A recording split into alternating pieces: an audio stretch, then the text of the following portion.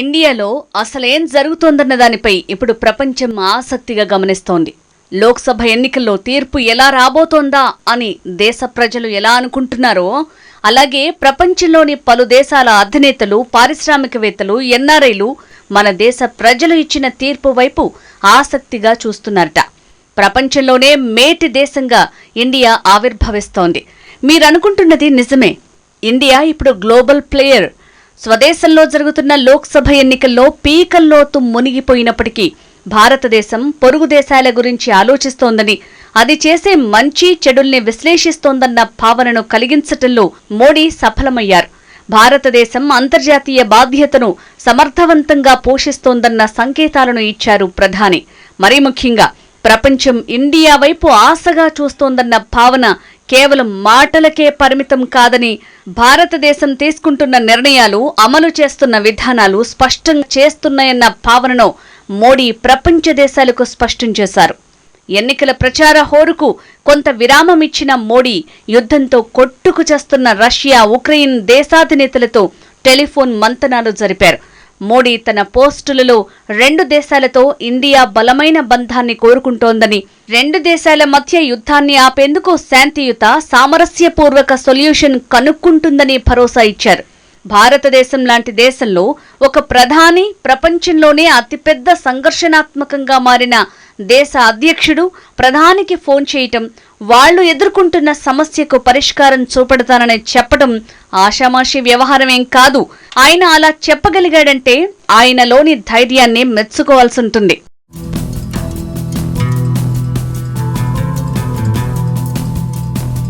సంకల్పం ఎంత గొప్పదైతే విజయాలు అంత తేలిగ్గా వస్తాయన్న నానుడి ఆయన విషయంలో అనేకసార్లు రుజువవుతూ వస్తోంది. అదే సమయంలో ఇటీవల ప్రధాని మోడీ తన జాతీయ భద్రతా సలహాదారు అజిత్ దోవల్ని ఇజ్రాయెల్కు పంపి భారతదేశ మద్దతును గుడ్డిగా తమకు అనుకూలమని భావించొద్దని ఆ దేశ పెద్దలకు తేల్చి చెప్పారు. గాజాలో ఇజ్రాయెల్ సైన్యం కనికరం లేకుండా చేస్తోన్న దాడులపై తమ అభ్యంతరాలను విడమరిచి చెప్పారు.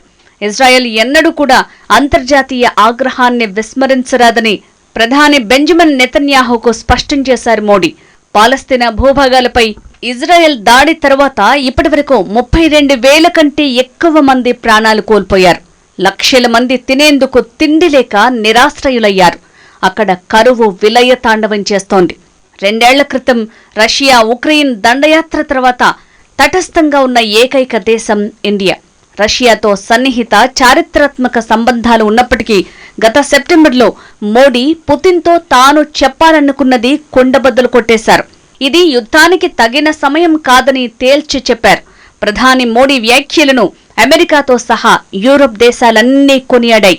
గత సెప్టెంబర్లో జరిగిన హమాస్ దాడిని తీవ్రవాదంగా ఖండించడం ద్వారా వెస్ట్రన్ కంట్రీస్తో పాటుగా ఇజ్రాయెల్ మెప్పును మోడీ పొందారు.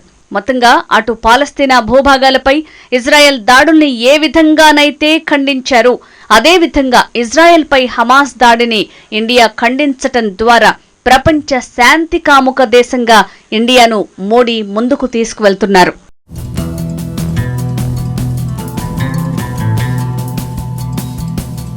ఐదేళ్లకోసారి జరిగే లోక్సభ ఎన్నికలు ఇప్పుడు ప్రపంచం దృష్టిని ఆకర్షిస్తున్నాయి.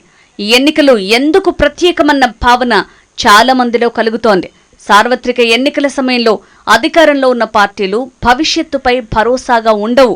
ఎందుకంటే వారు తీసుకునే నిర్ణయాలపై అనుమానం పెనుభూతమై వెంటాడుతోంది. అయితే మోడీ విషయంలో మాత్రం అందుకు భిన్నంగా వాతావరణం కనిపిస్తోంది. ఎన్నికలు ముగిసిన తర్వాత మోడీ మళ్లీ అధికారంలోకి వస్తారని పలువురు ప్రపంచ నేతలు భావిస్తున్నారు. అయితే ఇక్కడ ఉదయిస్తున్న ప్రశ్న కొంత గందరగోళంగా ఉందని మాత్రం చెప్పాల్సి ఉంటుంది. మోడీ తిరుగులేని విజయం సాధిస్తారన్న భావన ఉన్నప్పటికీ ఇండియాలో జరుగుతున్న ఎన్నికల ప్రక్రియ అంతర్జాతీయ దృష్టిని ఆకర్షించటమే అసలు విషయంగా చూడాల్సి ఉంటుంది.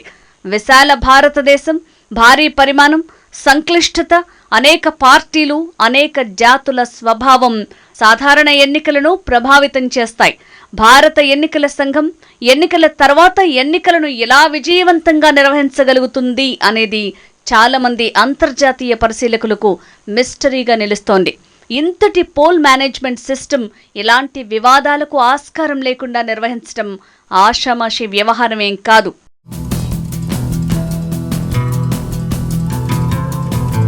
ఢిల్లీ సీఎం కేజ్రీవాల్ లిక్కర్ స్కామ్లో అరెస్టుకు సంబంధించి మొన్న జర్మనీ, నిన్న అమెరికా స్పందించడం కూడా ఇక్కడ గమనించాల్సి ఉంటుంది. ఎన్నికల వేళ కొన్ని పరిణామాలపై ఆయా దేశాలు ఎందుకలా స్పందిస్తున్నాయన్నది విశ్లేషించుకోవాలి. కేజ్రీవాల్ అరెస్టుకు సంబంధించిన నివేదికలను అమెరికా పర్యవేక్షిస్తోందని, ప్రతిపక్ష నేతలకు న్యాయమైన, పారదర్శక, సమయానుకూల చట్టపరమైన ప్రక్రియ ఉండాలని భారత ప్రభుత్వాన్ని కోరినట్టు అమెరికా విదేశాంగ శాఖ ప్రతినిధి రాయిటర్స్తో అన్నారు. ఆమ్ ఆద్మీ పార్టీ అధినేత ఇతర భారతీయ పౌరుల మాదిరిగానే న్యాయమైన, నిష్పాక్షిక విచారణకు అర్హులని జర్మనీ విదేశాంగ కార్యాలయం నొక్కి చెప్పిన కొద్ది రోజులకే అమెరికా స్పందించింది. ఢిల్లీ లిక్కర్ పాలసీ కేసులో అరవింద్ కేజ్రీవాల్ అరెస్టుపై జర్మనీ స్పందనను కేంద్ర ప్రభుత్వం సీరియస్ గా తీసుకుంది. ఆ దేశ వ్యాఖ్యలకు నిరసనగా భారత ప్రభుత్వం జర్మన్ రాయబార కార్యాలయ అధికారిని పిలిపించి భారత అంతర్గత విషయాల్లో కఠోరమైన జోక్యమంటూ మండిపడింది. దేశ న్యాయ ప్రక్రియలో జోక్యం చేసుకోవటం, న్యాయ వ్యవస్థ స్వతంత్రతను దెబ్బతీసేలా ఆ వ్యాఖ్యలున్నాయని విదేశాంగ శాఖ పేర్కొంది. తాజాగా అమెరికా విదేశాంగ శాఖ వ్యాఖ్యలపై న్యూఢిల్లీ సౌత్ బ్లాక్లోని విదేశీ వ్యవహారాల మంత్రిత్వ శాఖ అమెరికా తాత్కాలిక డిప్యూటీ చీఫ్ ఆఫ్ మిషన్తో సమావేశమైంది. ఢిల్లీ ముఖ్యమంత్రి అరవింద్ కేజ్రీవాల్ అరెస్టు నివేదికలను పర్యవేక్షిస్తున్నట్లు యుఎస్ స్టేట్ డిపార్ట్మెంట్ చెప్పిన ఒకరోజు తర్వాత ఈ సమావేశం జరిగింది.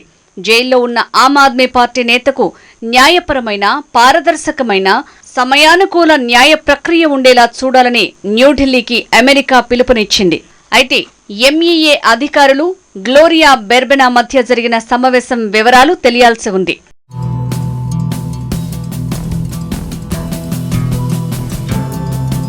మరోవైపు అమెరికా మానవ హక్కుల సంస్థ ఫ్రీడమ్ హౌస్ ఇటీవల విడుదల చేసిన నివేదికపై దుమారం రేగింది. పార్ట్లీ ఫ్రీ మోడీ హయాంలో భారతదేశం ఇప్పుడు పాక్షికంగా మాత్రమే స్వేచ్ఛగా ఉందని నివేదిక పేర్కొంది. భారతదేశంలో ఎన్నికలు చాలా వరకు స్వేచ్ఛగా, న్యాయంగా జరుగుతాయని అభిప్రాయపడింది. అయితే విపక్షాల నుంచి కూడా ఎన్నికల కమిషన్ పెద్దగా విమర్శలేవి ఎదుర్కోవటం లేదని, అనవసరమైన రాజకీయ జోక్యం లేకుండా పనిచేస్తుందని నివేదిక పేర్కొంది. కానీ ఇటీవలి సంవత్సరాలలో దాని నిష్పాక్షికత, యోగ్యత ప్రశ్నార్థకంగా మారాయి. భారత ఎన్నికల సంఘం ఈసారి స్వేచ్ఛగా, నిష్పక్షపాతంగా ఎన్నికలు నిర్వహించగలదా అని అంతర్జాతీయ పరిశీలకులు నిశితంగా గమనిస్తారు అంటూ చేసిన వ్యాఖ్యలు సంచలనమయ్యాయి. దేశవ్యాప్తంగా ఫ్రీడమ్ హౌస్ రిపోర్టుపై విమర్శలు వెల్లువెత్తాయి. ఇక్కడో విషయాన్ని మనం స్పష్టంగా అర్థం చేసుకోవాలి. దేశంలో పార్టీలు మారినా, పాలకులు మారినా 1947లో స్వాతంత్ర్యం వచ్చినప్పటి నుంచి నేటి వరకు ఎన్నో సమస్యలను ఎదుర్కొన్నప్పటికీ భారత ప్రజాస్వామ్యం గర్వంగా ముందడుగేస్తోంది. ఇందులో ఎలాంటి దాపరికం లేదు, అనుమానాలు అక్కర్లేదు. కేంద్ర, రాష్ట్ర ప్రభుత్వాలు బ్యాలెట్ ద్వారా ప్రజలు తమకు నచ్చిన వారిని ఎన్నుకుంటున్నారు. ఇన్నేళ్లలో ఇలాంటి అరుదైన ఘనత సాధించిన ఏకైక పాశ్చాత్యేతర ప్రజాస్వామ్య దేశం ఇండియా. విమర్శలు పెరుగుతున్నప్పటికీ భారతదేశంలో రాజ్యాంగం ఇప్పటికీ విస్తృతంగా గౌరవించబడుతోంది. దేశాన్ని స్వతంత్ర న్యాయ వ్యవస్థ పరిరక్షిస్తోంది.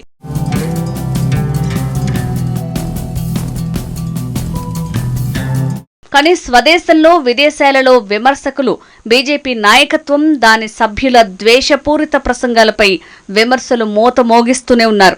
బీజేపీ లౌకిక భావనతో ఉండాలని పలు దేశాల్లోని నిపుణులు వాయిస్ రేజ్ చేస్తున్నారు.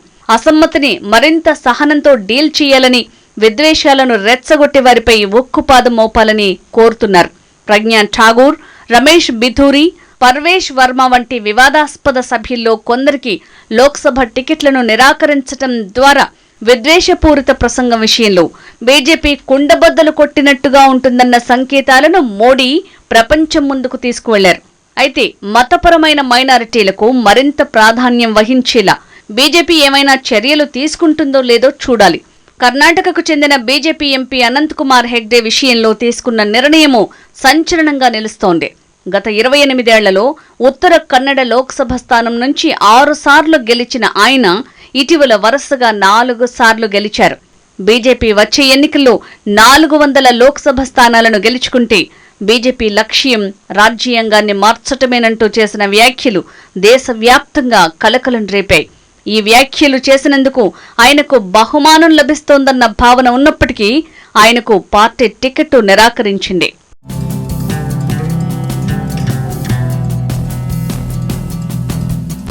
ఇక ప్రధాని నరేంద్ర మోడీ పాపులారిటీ రోజురోజుకు పెరుగుతోందన్న భావన దేశవ్యాప్తంగానూ అంతర్జాతీయంగానూ రుజువవుతోంది. ప్రస్తుత ఒపీనియన్ పోల్స్ సూచిస్తున్నట్టుగా మోడీకి నిజంగానే ఆదరణ ఉందో లేదో ఈ ఎన్నికల ఫలితాలు తేల్చేస్తాయి. రెండు ప్రధాన ప్రజాస్వామ్య దేశాలైన అమెరికా, ఇంగ్లాండ్ నాయకుల ఆమోదం రేటింగ్లు కూడా ఈ ఏడాది తేలనున్నాయి. ఫిబ్రవరి ఐపోసోస్ ఇండియా బస్ సర్వే ప్రకారం మోడీ రేటింగ్ 75% పెరగటం విశేషం.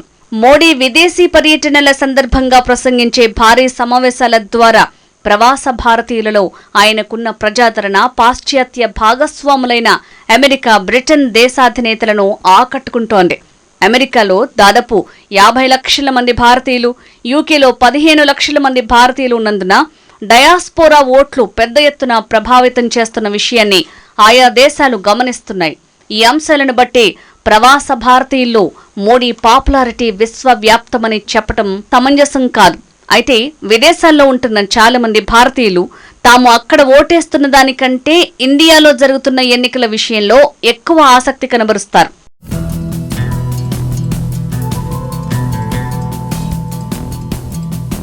ప్రధాని నరేంద్ర మోడీ హ్యాట్రిక్ విజయం తర్వాత దేశాన్ని ప్రపంచంలో 3వ అతిపెద్ద ఆర్థిక వ్యవస్థగా మారుస్తానంటూ భారతీయులకు హామీ ఇస్తున్నారు. ప్రపంచ దేశాలన్నీ ఇప్పుడు ఇండియా వైపు ఆసక్తిగా గమనించడానికి కారణం ఇండియా ఉత్పత్తులు, టెక్నాలజీ, ఐటీ ఎక్స్పర్ట్స్, శ్రామిక శక్తి ప్రపంచంలో ఏ దేశానికి లేనంత సుసంపన్నంగా ఉండటమే అందుకు కారణం. భారతదేశం కేవలం సైజులో మాత్రమే కాదు, వేగంగా అభివృద్ధి చెందుతున్న ఆర్థిక వ్యవస్థగా ప్రపంచంలో సుస్థిర స్థానాన్ని సాధిస్తోంది. రష్యా ఉక్రెయిన్ యుద్ధం చాలా యూరోప్ దేశాల ఆర్థిక వ్యవస్థలను చిత్తు చేసింది, ప్రతికూలంగా ప్రభావితం చేసింది. రష్యన్ గ్యాస్పై పరిమితులు ఆ దేశ పౌరుల జీవితాలను దెబ్బతీశాయి.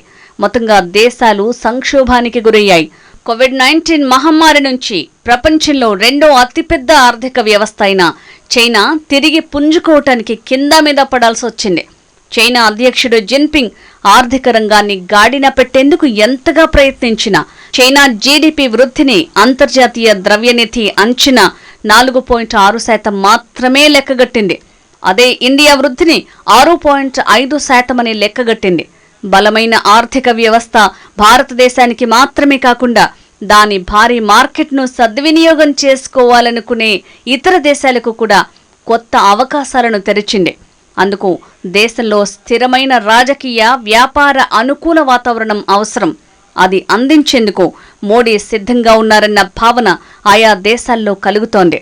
2047 నాటికి భారతదేశాన్ని అభివృద్ధి చెందిన దేశంగా మార్చాలన్న మోడీ వికసిత్ భారత్ దార్శనికతను కేవలం భారతీయ ఓటర్లే కాకుండా ప్రపంచం కూడా శ్రద్ధగా గమనిస్తోంది.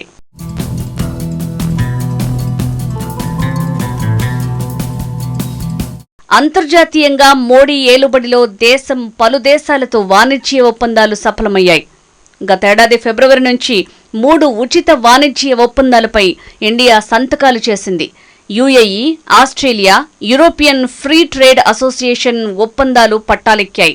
భారతదేశంతో ఇటువంటి ఒప్పందాల కోసం చర్చలు జరుపుతున్న అనేక ఇతర దేశాల్లో EU, బ్రిటన్ ఉన్నాయి. బ్రిటన్ ప్రధాని రిషి సునక్ పదవిలో ఉన్నప్పుడు న్యూఢిల్లీతో అనుకూలమైన ఒప్పందాన్ని కుదుర్చుకోవటానికి ఆసక్తి చూపించారు. అయినప్పటికీ భారతీయ పోస్ట్ స్టడీ వర్క్ వీసాలకు రాయితీలు అందించాలన్న డిమాండ్ ఉండనే ఉంది. దేశీయ రాజకీయ ఒత్తిడి కారణంగా అలా చేయటం సునక్కు కష్టంగా మారింది. ఆస్ట్రేలియాలోని భారతీయ విద్యార్థుల కోసం ఇలాంటి నిబంధనల్ని సాధించడంలో మోడీ విజయం సాధించారు. ఫైనాన్షియల్ టైమ్స్ చెప్పినట్లుగా ఇండియా వాణిజ్య విధాన వ్యూహంలో స్పష్టమైన నమూనా ఉంది. కంపెనీలు లేదా దేశాలు ప్రపంచంలోని 5వ అతిపెద్ద ఆర్థిక వ్యవస్థ, అభివృద్ధి చెందుతున్న మార్కెట్లకు ఉచిత ఎంట్రీ కోరుకుంటున్నప్పుడు వారు క్విడ్ ప్రోకోను అనుసరించాలని మోడీ తేటతెల్లం చేశారు. ఇండియా నుంచి ఒక బెనిఫిట్ పొందుతున్నప్పుడు భారత్కు ఇంకో మేలు చేయాలని ఆయన కోరారు. మొత్తంగా ఏం చెప్పాలనుకుందో స్పష్టంగా పాశ్చాత్య దేశాలకు స్పష్టం చేసింది. మొత్తంగా భారతదేశం సహాయం చేయటానికి సిద్ధంగా ఉంది, కానీ అది ఉచిత భోజనాన్ని అందించదన్న సందేశం అన్నమాట. అందుకే ఈ ఎన్నికల్లో బలహీనమైన ప్రతిపక్షంతో విదేశీ పెట్టుబడిదారులు ఇండియాతో వాణిజ్యం కోసం తక్షణ ప్రత్యామ్నాయం చూడలేని పరిస్థితి. భారత్లోని బడా వ్యాపారులపై రాహుల్ గాంధీ తరచూ విమర్శలు గుప్పించడం విదేశీ వాణిజ్యానికి ఉపయోగపడుతున్న వాదన ఉంది.